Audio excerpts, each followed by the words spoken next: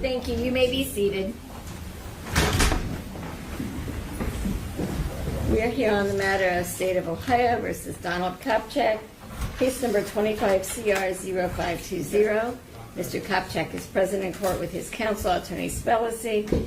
We're here today to impose sentence pursuant to a jury verdict which was adopted by the court of guilty of 2 counts of abduction, each felonies of the 3rd degree, 1 count of ethnic intimidation, a felony of the 5th degree, and 1 count of assault, a misdemeanor of the 1st degree. Present on behalf of the state of Ohio is Mr. Salisbury, Judge. Both, Judge.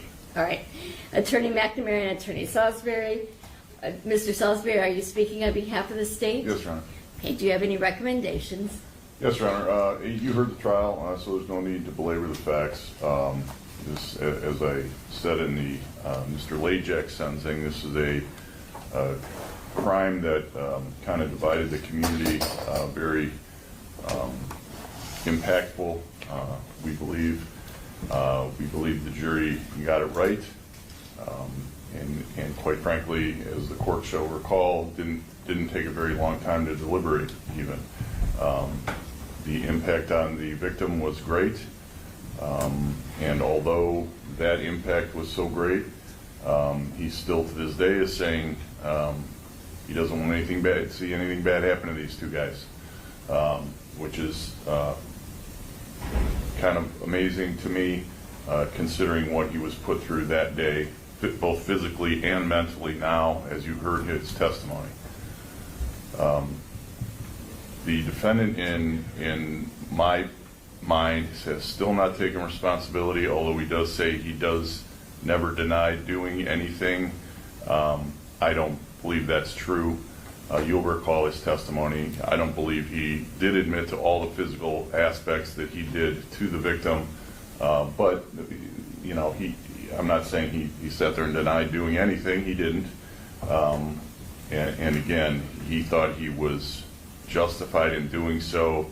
That belief was clearly wrong, and is clearly found by the citizens of Medina County not to be tolerated.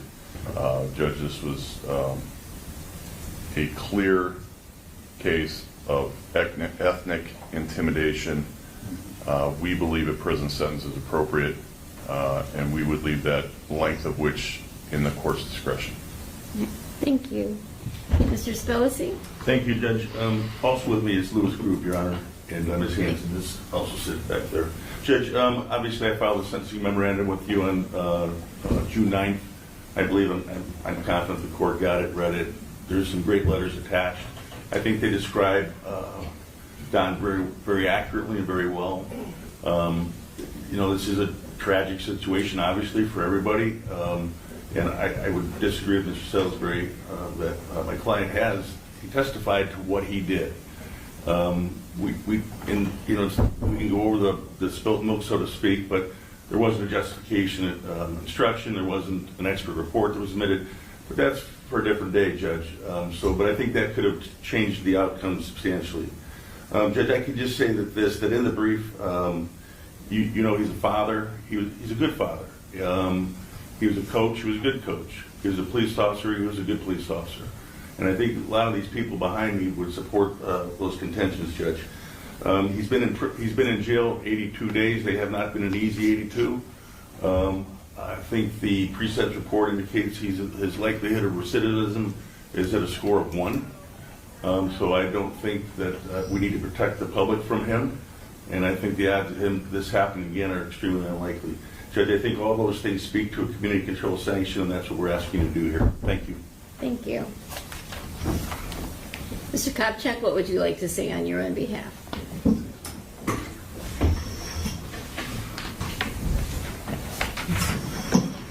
John, I just want to go off exactly what my lawyer just said, that I never denied anything. I took the stand and I was honest, and that's what I was told to be. I was told to be honest by my lawyers and my union, and that's what I did. I sat there and I was honest, and never in my life did I ever think that I would be here sitting in front of a judge like this, and that's not the type of person that I am, and those letters and everything that are put in front show that what I've done in my life and what I've continue to do when I'm out.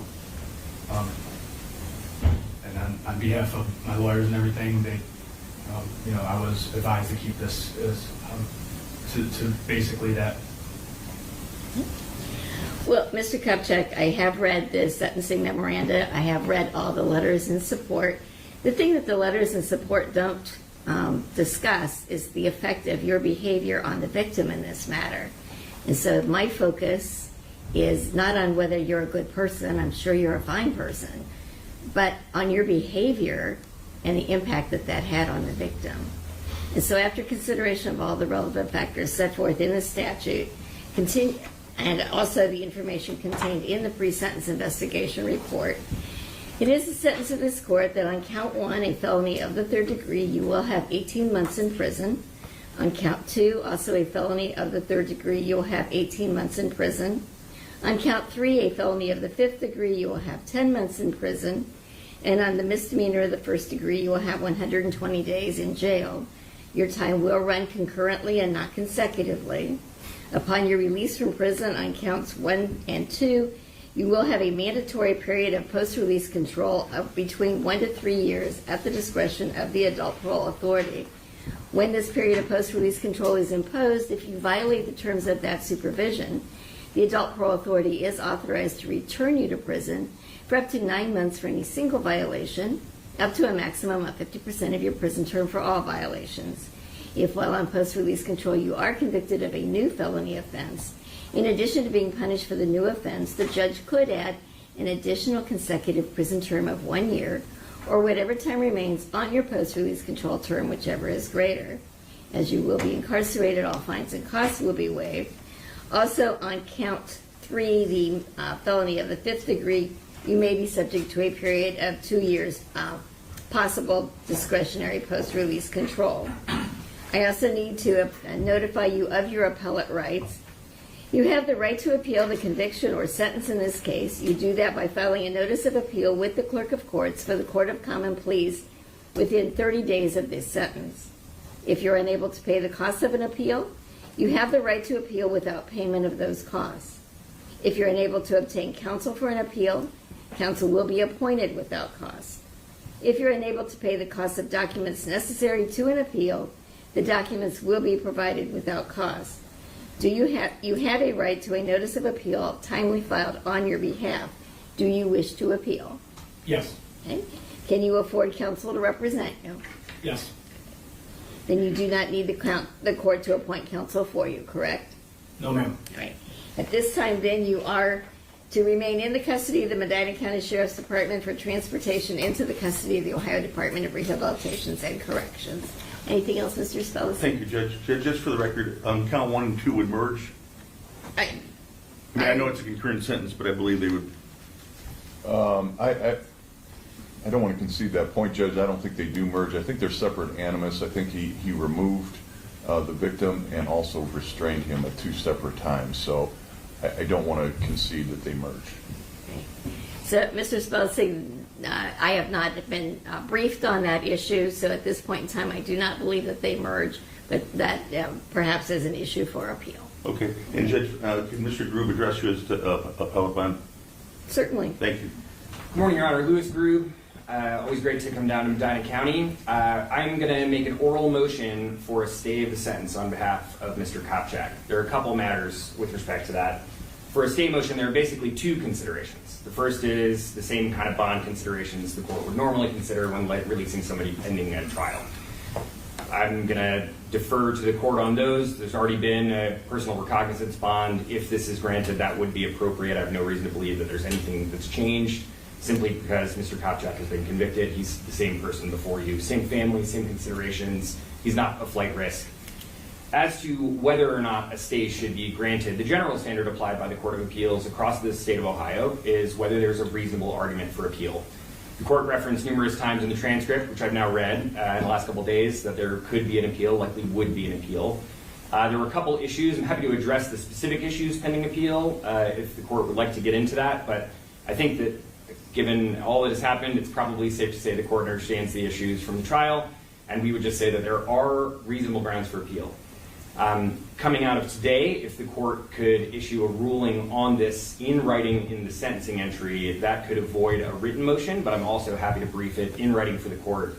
It's up to the court. Please let me know what the court would prefer from me going forward from here, but that's the motion. And thank you for your time this morning for that. Thank you. Your oral motion is denied. Your client has filed motions with this court in which he has indicated that he would prefer to be in prison rather than remain in the Medina County Jail. And so I am going to grant him his wish and let him go to prison at this time. May I be heard on that, Your Honor? No, Okay, thank you. thank you. Anything else on behalf of the defendant? No, thanks. Anything else on behalf of the state of Ohio? No, Your Honor. Okay, thank you. We are in recess.